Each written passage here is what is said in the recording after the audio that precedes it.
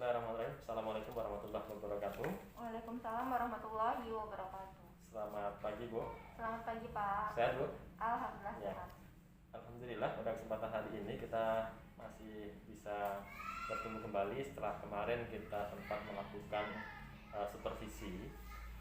Berdasarkan hasil supervisi, Ibu kemarin sudah menurut saya sudah bagus, sudah cukup luar biasa. Akan tetapi ada beberapa poin, ada beberapa catatan, ada 2 catatan kurang lebih berdasarkan hasil supervisi yang kita lakukan, yang saya lakukan, yang Ibu lakukan di kelas dan saya amati. Itu mari nanti sama-sama untuk kita carikan solusinya agar kita, sekolah kita terutama bisa menjadi lebih baik. 2 poin itu yang saya amati adalah tentang penilaian, bagaimana penilaian yang seharusnya itu dilakukan dalam sebuah kegiatan belajar mengajar, dan kemudian dengan adanya nilai itu betul-betul bisa mengukur sebuah keberhasilan belajar. Baik, jadi langsung saja Ibu, pertanyaan yang pertama terhadap tentang coaching kita hari ini.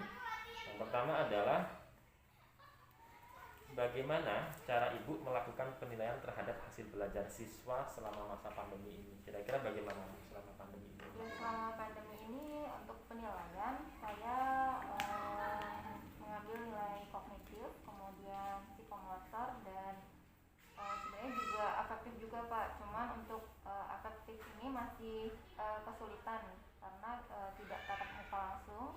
Jadi mungkin yang lebih mudah dan lebih banyak saya lakukan adalah penilaian kognitif dan psikomotor.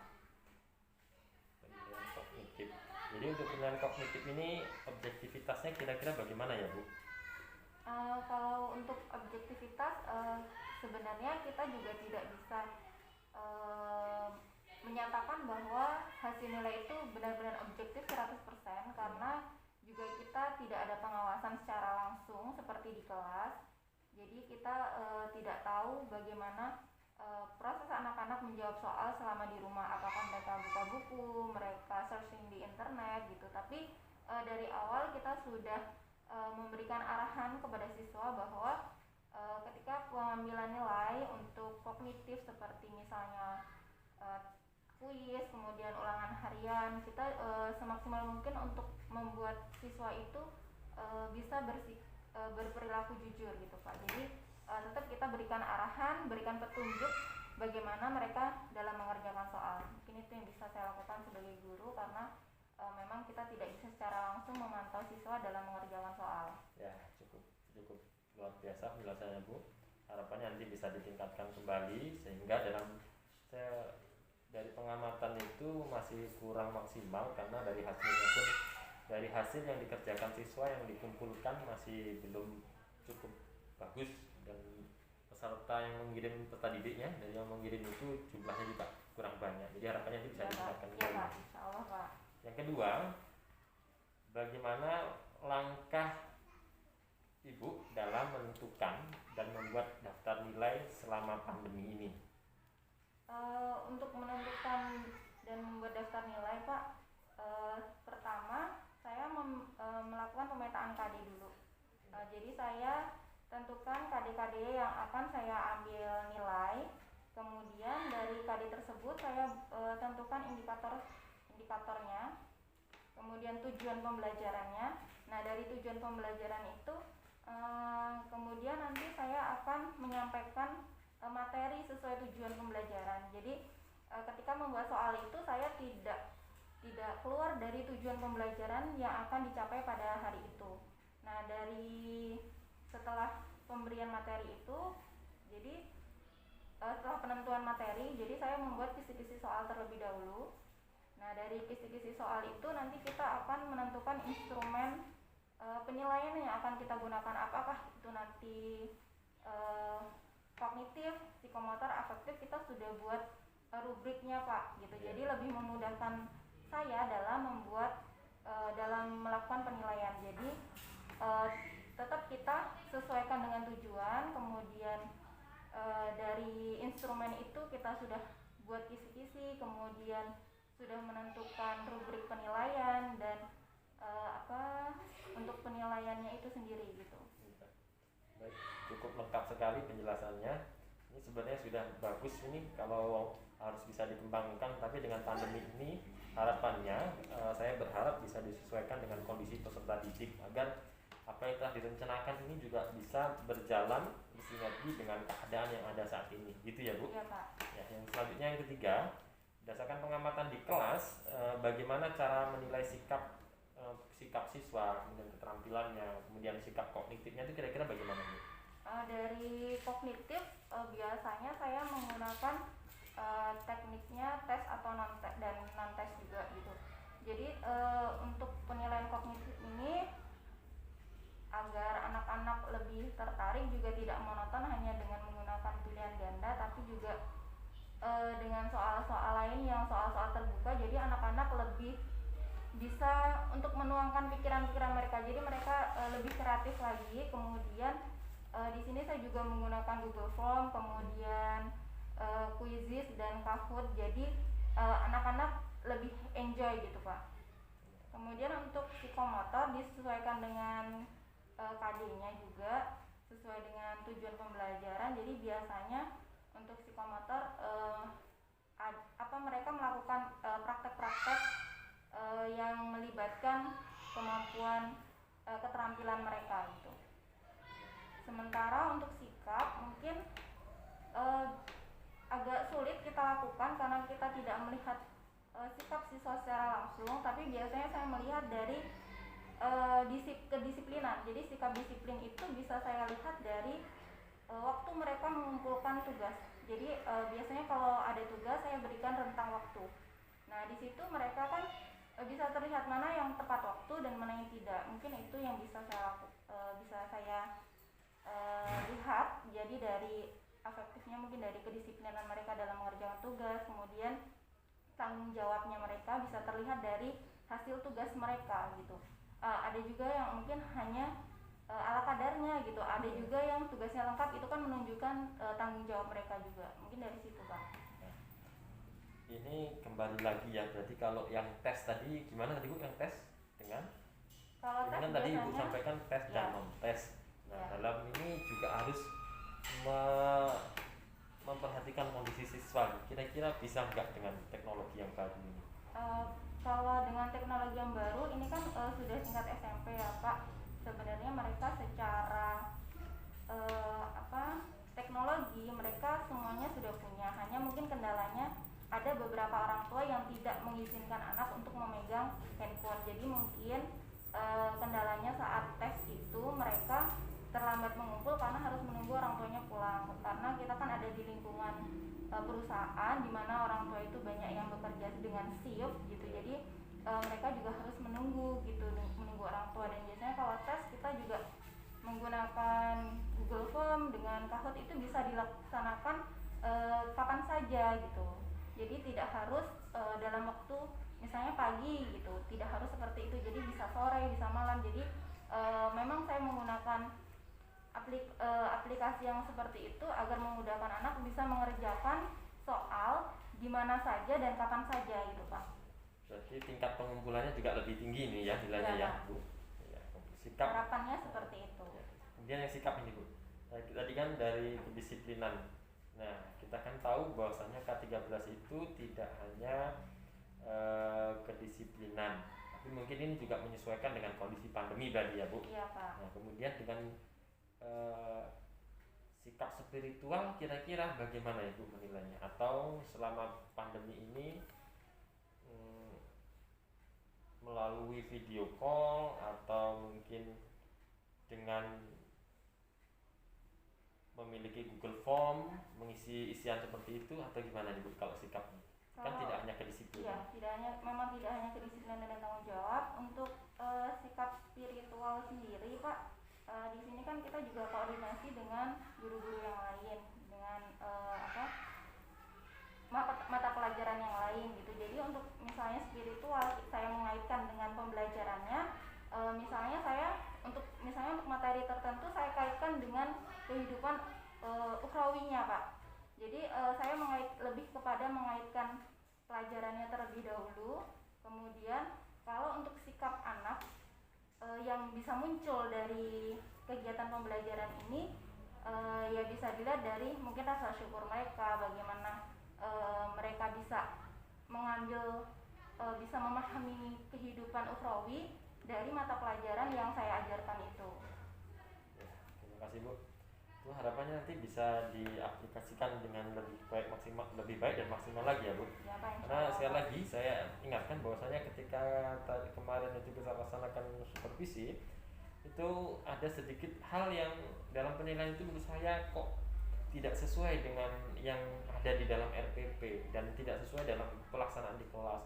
Tingkat signifikansi nilai siswanya agak rendah. Jadi harapannya ini sudah bagus ini rancangan Ibu ini. Ya, baik dengan metodenya, kemudian sudah dipetakan KB-nya, kemudian sudah juga bisa mengerti dengan kondisi siswa. Oh seperti ini nih harusnya kalau seandainya dengan pandemi ini bagus ini sudah Bu. Ini nanti ditingkatkan kembali ya Bu, terutama dalam siswanya. Ya Pak, memang untuk aktivitas anak itu memang naik turun ya Pak, karena masa pandemi seperti ini juga kita sebagai guru memang merasa kesulitan, tapi insya Allah tetap kita upayakan yang terbaik lah untuk pembelajaran anak-anak. Terima kasih Bu. Kita lanjutkan ya Bu ya. Pertanyaan keempat, bagaimana cara memotivasi siswa agar dapat memperoleh nilai? Maksudnya memperoleh nilai itu begitu. Maksudnya semua siswa itu bisa semuanya dapat nilai. Karena kita tahu tadi saya ke kelas itu persentase kelas virtualnya itu yang mengirimkan tugas hanya kurang lebih ada beberapa sepuluhan kurang lebih ya Bu ya. Dan itu pun dari 10 itu juga mengirimnya tidak langsung hari ini, walaupun kita juga sama-sama tahu ada jedanya seminggu. Jadi ini gimana kira-kira Bu menurut Ibu cara memotivasinya?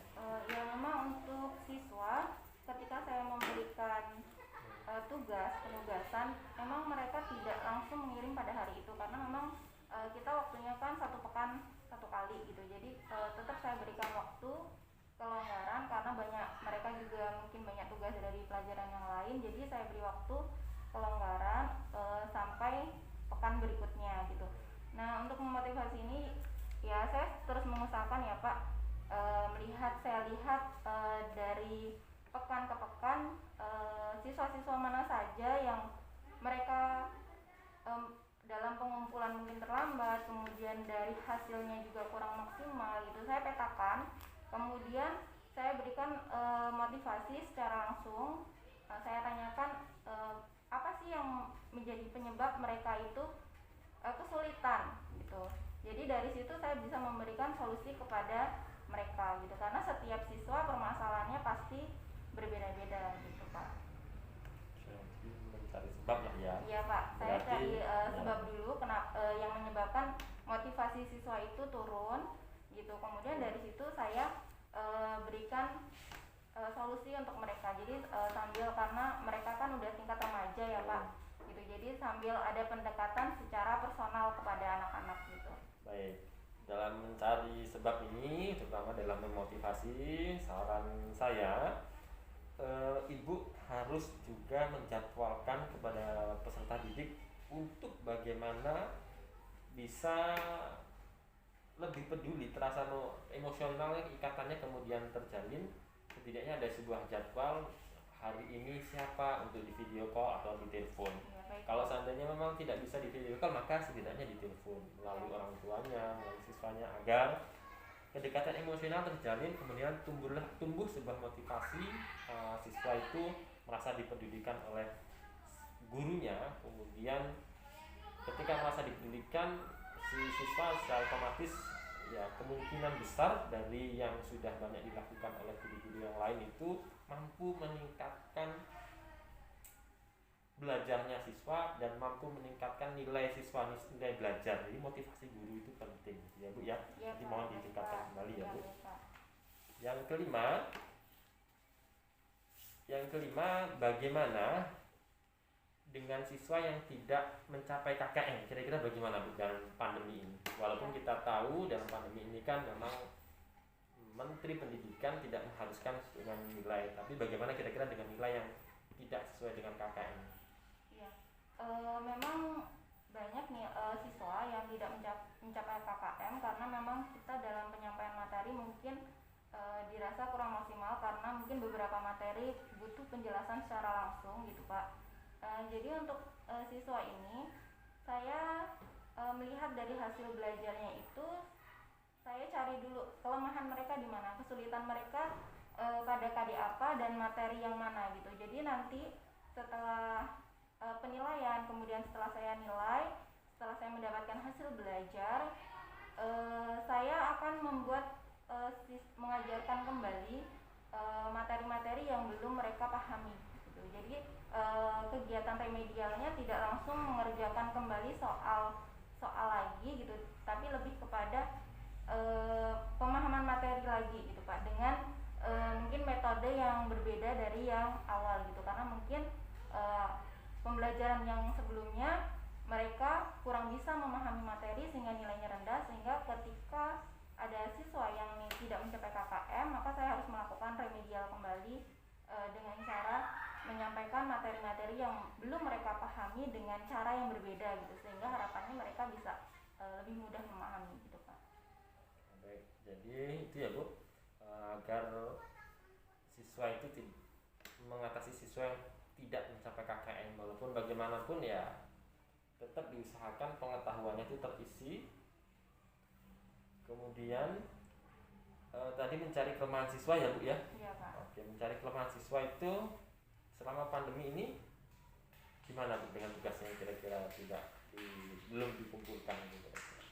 Ya, untuk tugas-tugas tetap kita arahkan untuk mengumpulkan, kemudian kita tanyakan Pak kesulitannya di mana gitu. Apakah karena kendala teknis seperti signal, kemudian atau mungkin handphonenya atau kuota gitu, atau karena konten materinya yang mereka belum memahami sehingga belum bisa mengumpulkan tugas itu. Jadi saya perlu menggali lebih jauh lagi, apakah karena hal teknis seperti sinyal dan sebagainya, atau karena memang dari materi itu yang mereka belum paham gitu Pak. Baik, ya Bu, mengajar dengan metode berbeda, harapannya di masa pandemi ini memang betul Ibu harus banyak mengembangkan tentang berbagai metode mengajar di kelas agar tingkat efektivitasnya itu lebih tinggi, siswa itu lebih menarik. Syukur dengan masa pandemi ini metodenya Ibu itu yang berkaitan dengan masa pandemi ini.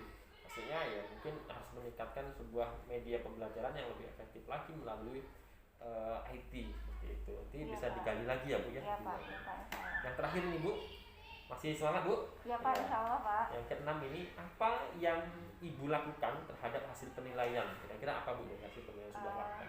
Ya, dari hasil penilaian ini untuk siswa pribadi saya bisa menentukan mana siswa yang harus remedial dan mana yang pengayaan. Jadi dari situ saya bisa memperbaiki proses pembelajaran Pak. Jadi mana sih saya bisa tahu mana materi yang sudah dikuasai siswa, mana yang belum dikuasai siswa. Jadi dari situ saya bisa memetakan siswa mana yang harus remedial, mana yang pengayaan gitu Pak. Dan dari hasil ini juga sebagai bahan refleksi saya untuk evaluasi bagaimana saya mengajar gitu Pak. Mungkin kalau saya melihat dari hasil ini rendah, berarti mungkin kesalahan ada pada saya gitu. Mungkin dalam pemberian materi saya kurang menarik, kemudian saya kurang memotivasi siswa gitu Pak. Jadi dari sini kan saya bisa, oh berarti besok saya harus pakai metode yang lain, pakai cara yang lain gitu Pak. Oke, baik, cukup luar biasa Bu. Jadi dalam penilaian ini, Ibu ini harus betul-betul memperhatikan tentang sebuah proses dan hasil. Dalam prosesnya, Ibu yang pasti dalam masa pandemi ini harus betul-betul fokus dalam sebuah pendampingan, peduli dalam kondisi apapun itu, tadi sudah saya sampaikan.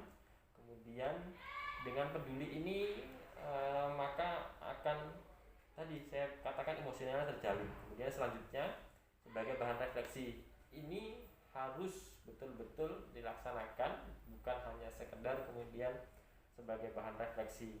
Dengan bahan refleksi ini ketika kemudian bisa dilakukan, maka akan betul-betul bisa meningkatkan kualitas dari pembelajaran kita, kemudian mutu pendidikan kita pun juga bisa menjadi lebih baik. Mungkin itu Bu ya. Jadi dalam penilaian ini cukup penting, walaupun kita tidak harus terfokus kepada salah satu aspek, salah satunya mungkin kognitif, tapi di masa pandemi ini kita butuh mengembangkan semuanya, semua aspek baik sosial, kemudian keterampilan itu harus kita kembangkan agar anak-anak kita di masa pandemi ini bisa juga menjadi belajar yang lebih baik, belajarnya menyenangkan, belajarnya menjadi lebih bermakna. Itu mungkin Bu ya. Iya Pak, terima kasih Pak. Jadi harus lebih baik lagi, terutama Pak. dalam hal penilaian, Iya, harus Pak, disesuaikan insya Allah, dengan Pak. kondisi pandemi saat ini. Baik, Itu Pak. Bu ya, terima Pak. kasih. Terima kasih, Pak. Semoga pada kesempatan berikutnya nanti bisa tatap muka kembali atau sharing terkait tentang pendidikan. Itu saja. Mungkin mohon maaf kalau banyak kekurangan Bu, mohon maaf kalau masih ada hal-hal yang mungkin mengganjal di hati Ibu. Itu Iya saja. Pak, saya terima kasih Pak sudah banyak Iya. diingatkan di sini ya Pak. Sama-sama Ibu. Baik. Mari bersama-sama kita akhiri dengan membaca lafaz hamdalah dan doa kafaratul majelis. Alhamdulillahirobbilalamin. Subhanakallahumma wa bihamdika asyhadu an la ilaha illa anta astaghfiruka wa atubu ilaik. Baik, ini wabillahi. Assalamualaikum warahmatullahi wabarakatuh. Waalaikumsalam warahmatullahi wabarakatuh. Terima kasih Bu. Ya Pak.